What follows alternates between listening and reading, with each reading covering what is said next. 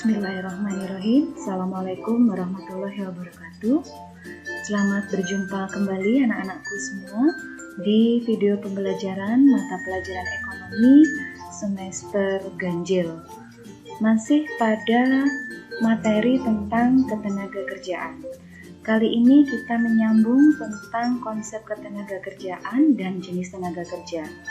Nah, pada kesempatan kali ini Ibu akan mengulas mengenai materi sistem pengupahan dan pengangguran.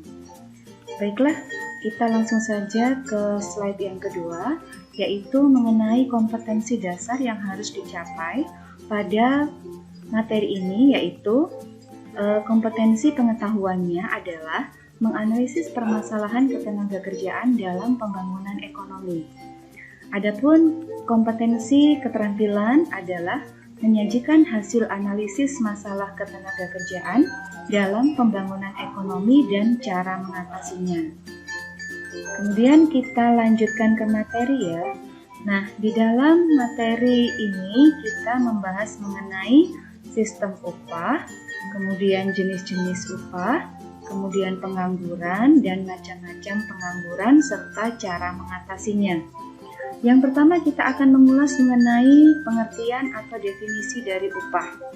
Menurut Undang-Undang Nomor 13 Tahun 2003 tentang Ketenagakerjaan, upah atau wage adalah baik pekerja atau buruh yang diterima dan dinyatakan dalam bentuk uang.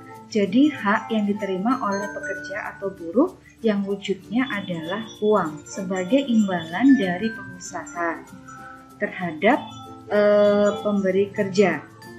Kemudian di sini ditetapkan dan dibayarkan menurut suatu perjanjian kerja, kesepakatan atau peraturan perundang-undangan, termasuk tunjangan dari pekerja atau buruh dan keluarganya atas suatu pekerjaan atau jasa yang telah atau akan dilakukan. Nah, itu adalah definisi upah menurut Undang-Undang Nomor 13 Tahun 2003. Sedangkan definisi upah yang lain disebutkan bahwa upah adalah hak yang diterima dan dinyatakan dalam bentuk uang sebagai imbalan terhadap jasa pekerjaan yang telah dilakukan.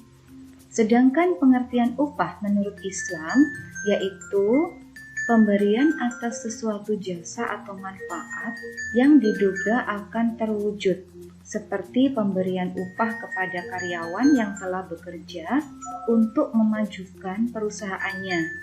Jadi, upah atau disebut ju'alah adalah suatu bentuk pemberian upah bagi suatu keberhasilan atau prestasi dari suatu pekerjaan.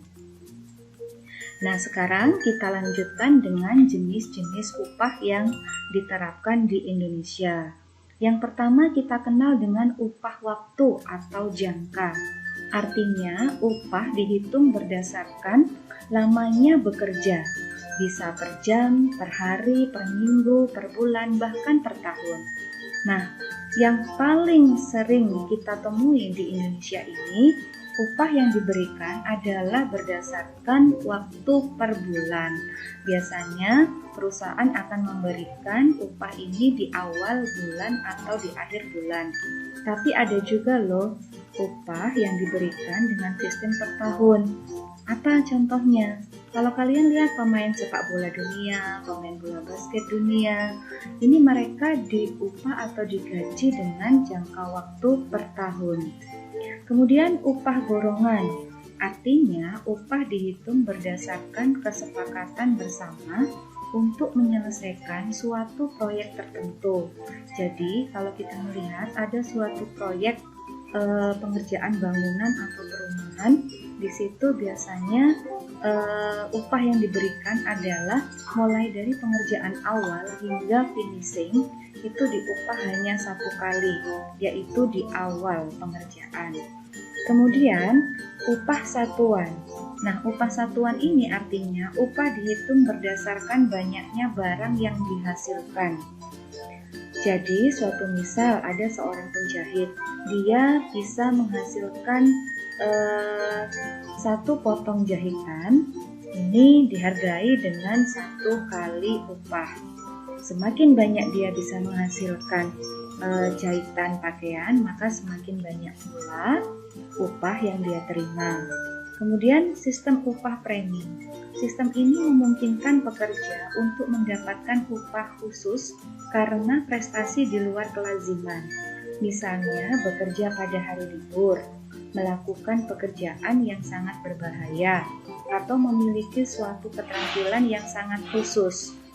Nah, suatu misal, kalau kita melihat ada orang yang bekerja di hari-hari libur, mereka pasti akan mengorbankan waktu libur dengan keluarga.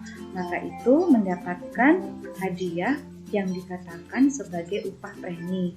Jadi nama lain premi itu bisa dikatakan sebagai hadiah atau bonus. Kemudian yang kelima adalah upah indeks. Upah indeks artinya adalah upah ditentukan oleh indeks hidup buruh dan keluarganya. Indeks hidup maksudnya di sini adalah standar kebutuhan minimum pengeluaran yang dilakukan oleh sebuah keluarga. Di sini adalah kepala keluarganya buruh misalnya.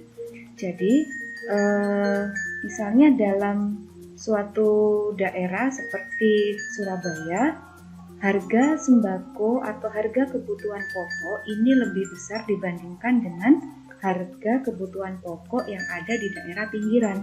Maka upah yang diterima di kota Surabaya adalah lebih tinggi dibandingkan dengan daerah pinggiran. Kemudian yang keenam adalah upah co-partnership. Artinya buruh mendapat upah tertentu dan bagian laba berupa saham. Suatu misal, saya di sini bekerja di sebuah perusahaan. Nah, di samping itu saya juga membeli saham dari perusahaan tempat saya bekerja.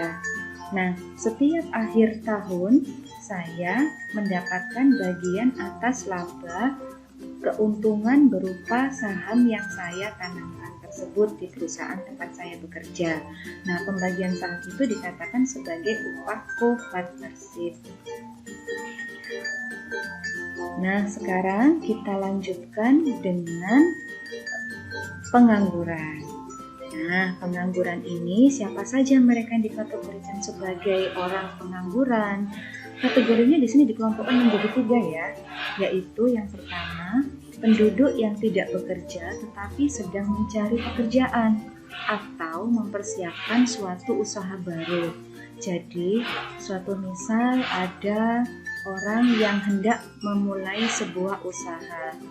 Rentang waktu antara persiapan hingga pembukaan usaha baru itu masih membutuhkan waktu yang tidak lumayan sebentar. Maka bagi orang-orang yang menunggu pembukaan usaha baru itu dikatakan juga sebagai kategori pengangguran.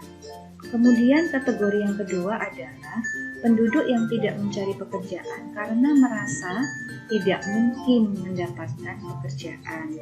Siapa saja mereka ini? Mohon maaf. Di sini adalah para kaum disabilitas. Karena merasa mempunyai keterbatasan fisik, maka mereka berpikir bahwa tidak mungkin untuk bisa mendapatkan pekerjaan karena adanya keterbatasan fisik yang mereka miliki. Kemudian kategori yang ketiga adalah penduduk yang tidak mencari pekerjaan karena sudah diterima bekerja atau mempunyai pekerjaan tetapi belum mulai bekerja. Suatu contoh, saya melamar pekerjaan di sebuah perusahaan. Nah, di bulan Januari saya dinyatakan untuk diterima sebagai karyawan dari suatu perusahaan. Tetapi saya mulai bekerja nanti diharuskan menunggu hingga bulan Maret untuk mulai bekerja aktif. Maka waktu untuk menunggu saya mulai dari Januari hingga Maret tersebut untuk mulai bekerja, saya dikategorikan sebagai pengangguran. Oke, next yaitu mengenai macam-macam pengangguran. Nah, macam-macam pengangguran ini dikelompokkan menjadi 2 kelompok besar, yaitu berdasarkan faktor penyebab terjadinya dan berdasarkan lama waktu kerja. Berdasarkan penyebab terjadinya, jenis pengangguran apa saja? Ternyata itu bisa dikelompokkan menjadi 5 kelompok. Yang pertama, yaitu pengangguran siklis atau konjungtur, adalah pengangguran yang terjadi karena menurunnya kegiatan perekonomian suatu negara atau terjadi resesi atau kelesuan ekonomi. Resesi ekonomi terjadi karena permintaan akan barang atau jasa mengalami penurunan, sehingga terjadi penurunan produksi, penurunan investasi, dan berakibat terjadi pemutusan hubungan kerja atau PHK untuk mengurangi tenaga kerja. Nah, contoh dari pengangguran siklis atau konjungtural ini, kalau kita perhatikan sekarang kita sedang mengalami pandemi COVID-19, di mana akibat pandemi ini banyak masyarakat yang mengurangi konsumsinya atau mengalami penurunan daya beli masyarakat, sehingga hal ini mengakibatkan penurunan produksi oleh perusahaan. Nah, dengan adanya penurunan jumlah produksi itu, maka laba yang diterima oleh perusahaan pun juga sedikit. Untuk mengurangi jumlah pengeluaran dari seorang pengusaha akibat adanya penurunan jumlah produksi, maka jalan satu-satunya yang ditempuh adalah dengan melakukan pemutusan hubungan kerja. Sehingga kalau kita ketahui sekarang banyak sekali karyawan atau buruh yang mengalami PHK akibat adanya kondisi ekonomi yang menurun disebabkan oleh pandemi COVID-19.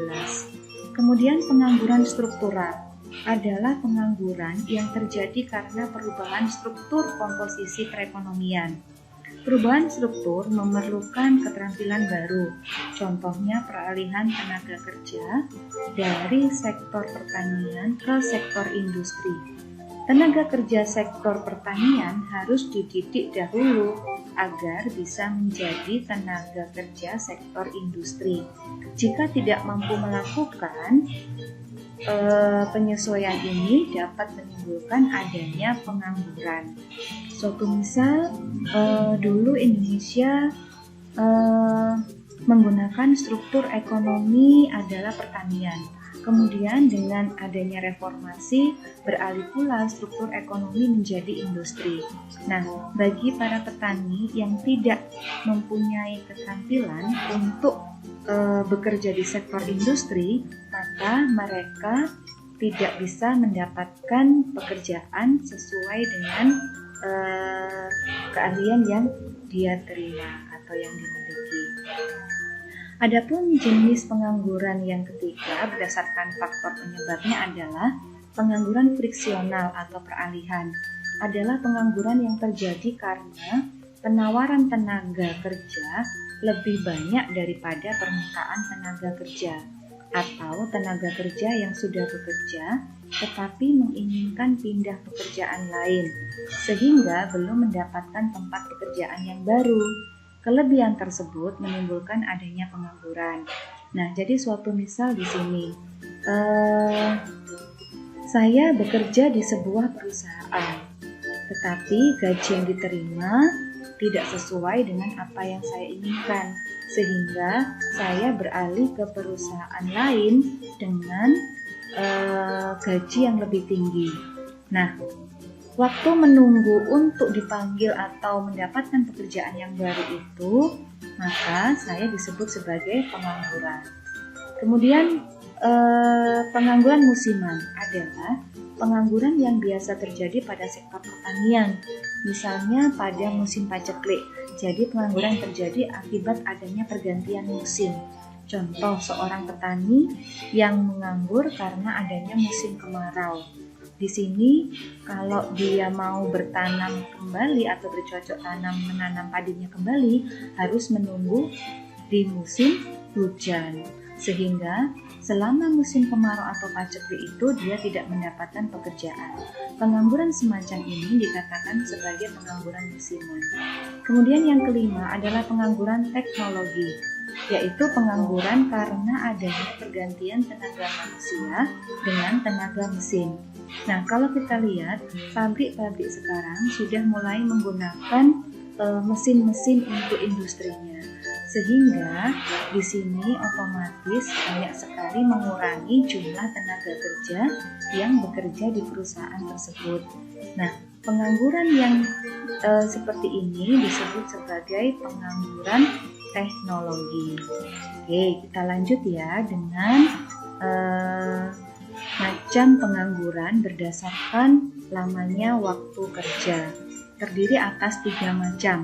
Yang pertama yaitu pengangguran terbuka atau open unemployment. Adalah tenaga kerja yang benar-benar tidak memiliki pekerjaan atau sama sekali tidak bekerja.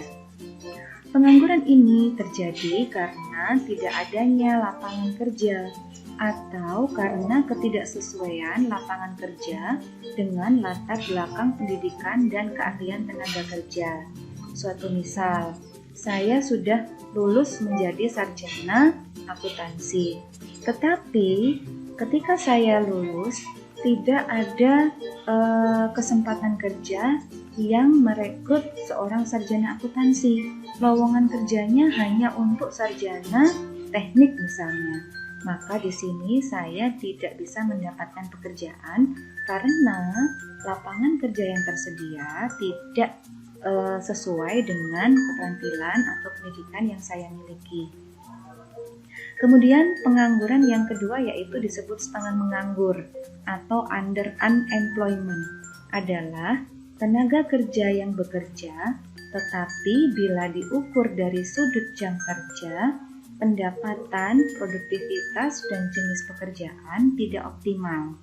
Misalnya tenaga kerja lepas atau freelance. Nah, jadi di sini suatu misal, ada seorang karyawan di perusahaan swasta bekerja dengan per hari kerjanya efektif adalah 8 jam per hari. Nah, ternyata dia dalam 1 hari itu, pekerjaan yang sudah bisa dia selesaikan dalam 1 hari hanya dalam tempo waktu 6 jam. Sehingga 2 jam ini dia tidak melakukan aktivitas apapun. Maka hal seperti ini dikatakan sebagai setengah menganggur atau under unemployment. Nah, yang terakhir adalah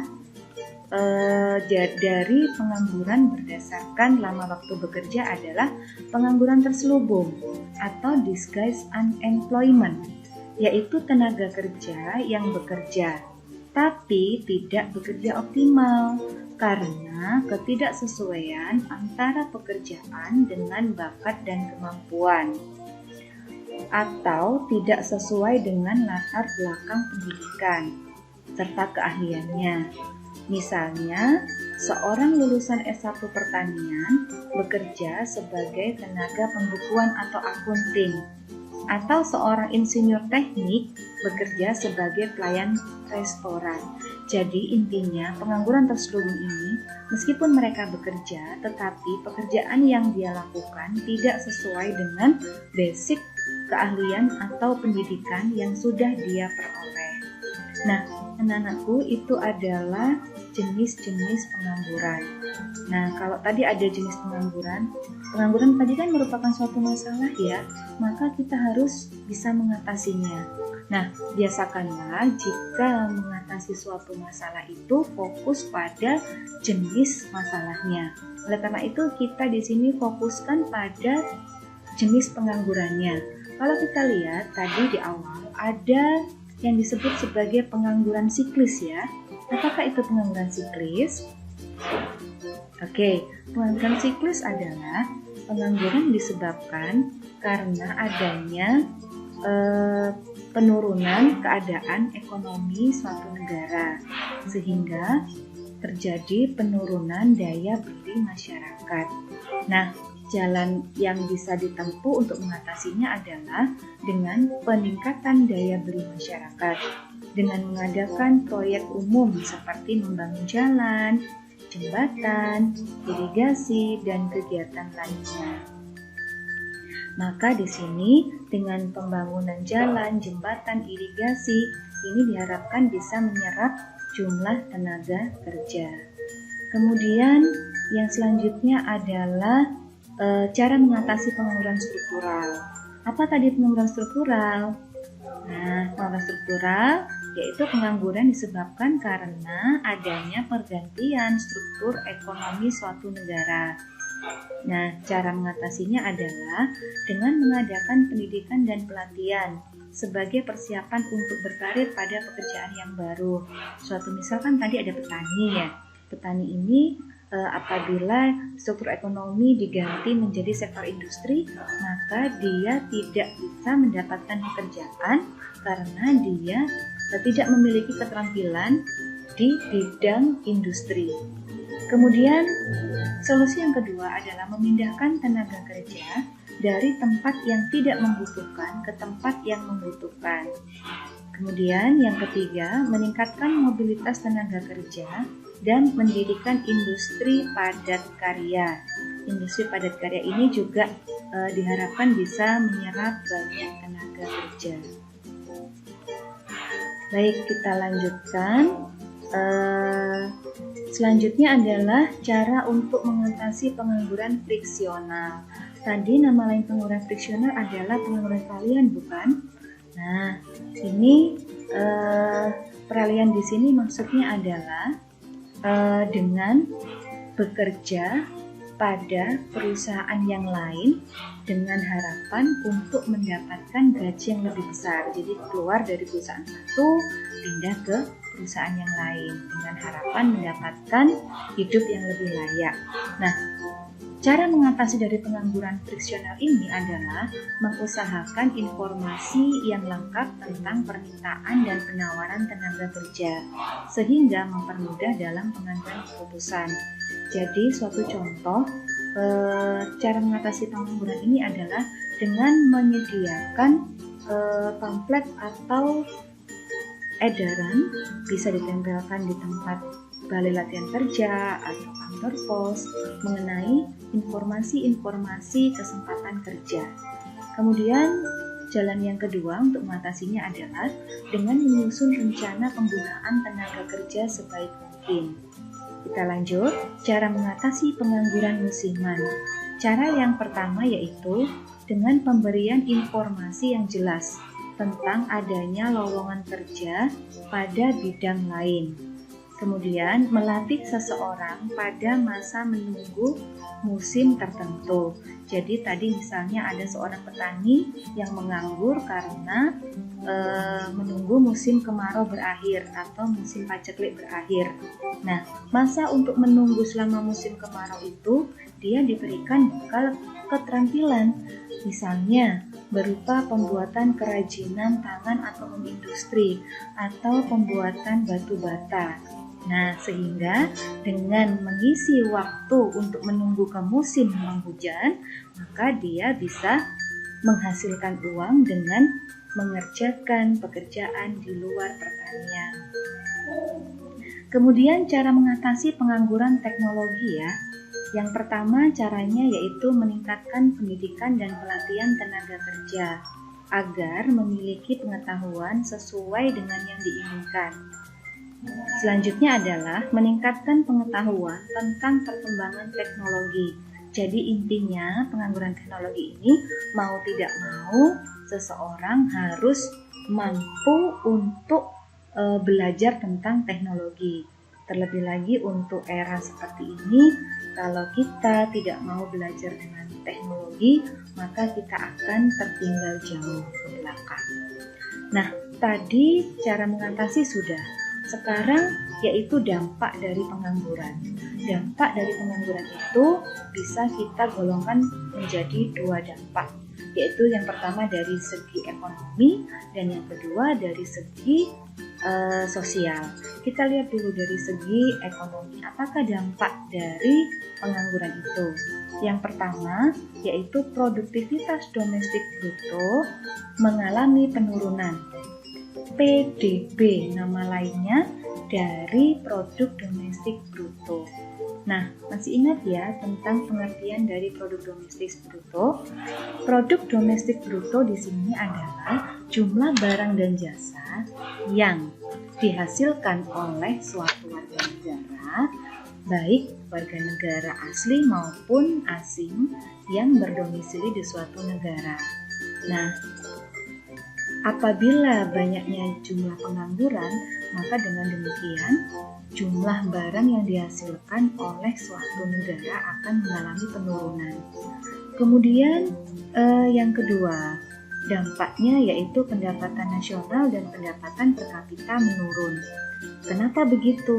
Karena terjadi pengangguran berarti banyak masyarakat yang tidak mendapatkan gaji atau upah, sehingga pendapatan yang dia terima pun juga akan menurun, bahkan tidak menerima pendapatan sama sekali.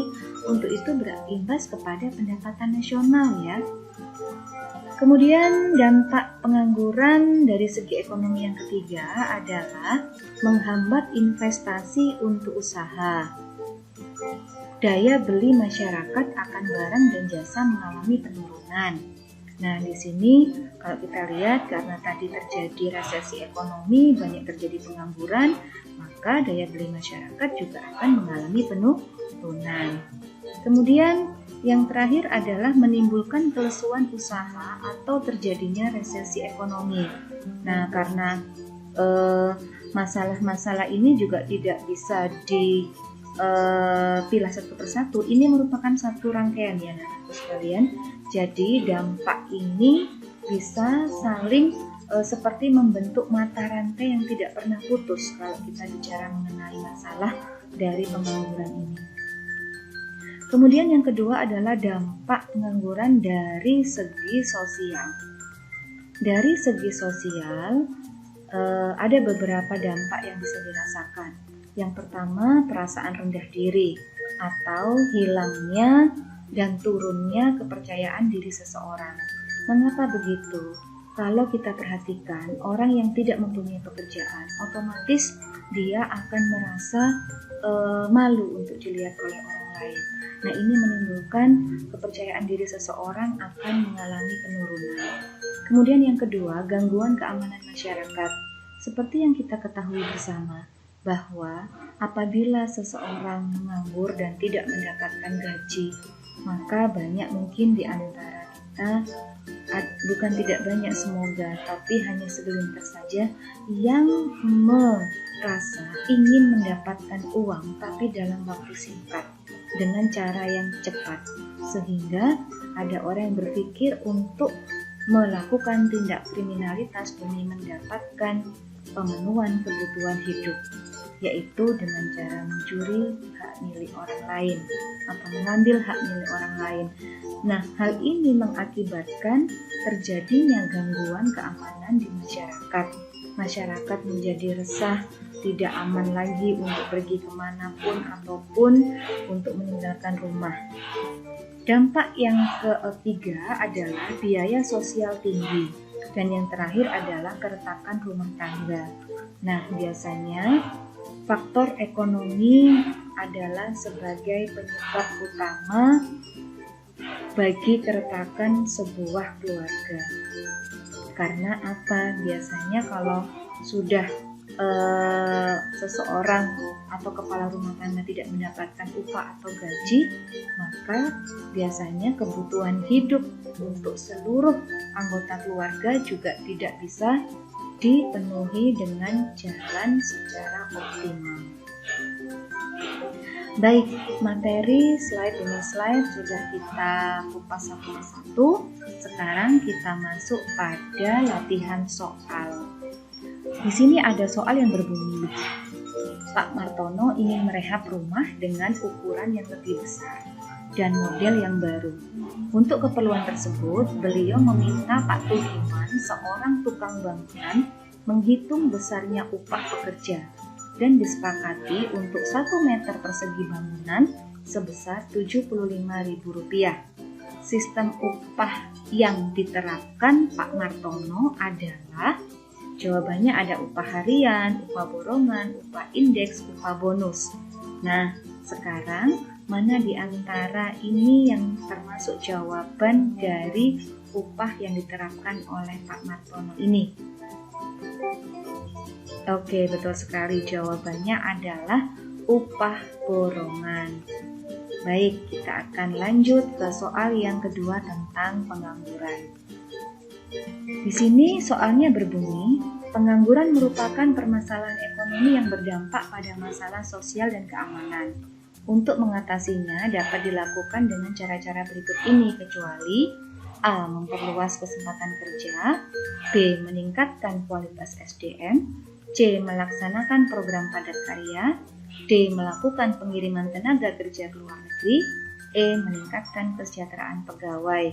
Nah, dari kelima opsi jawaban ini, manakah yang tidak termasuk cara untuk mengatasi masalah ketenaga kerjaan atau masalah pengangguran?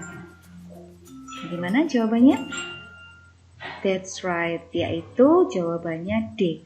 Melakukan pengiriman tenaga kerja ke luar negeri. Nah, anak-anakku sekalian, itu tadi adalah materi dan latihan soal tentang sistem pengupahan dan pengangguran. Di sini sebelum kita berpisah pada kesempatan ini, ada sebaris kalimat yang bisa memotivasi kalian untuk meraih kesuksesan dalam menyongsong masa depan kalian. Kalimatnya berbunyi begini: untuk meraih cita-cita besar, kita tak hanya perlu bertindak, namun juga bermimpi. Tak hanya perlu merencanakan, namun juga harus meyakini. Baik, itu tadi adalah sebaris kalimat untuk membakar motivasi kalian dalam menggapai hari-hari ke depan, meniti masa depan yang sukses dan gemilang. Sekian dari Ibu, terima kasih, semoga bermanfaat, dan Ibu akhiri. Assalamualaikum warahmatullahi wabarakatuh.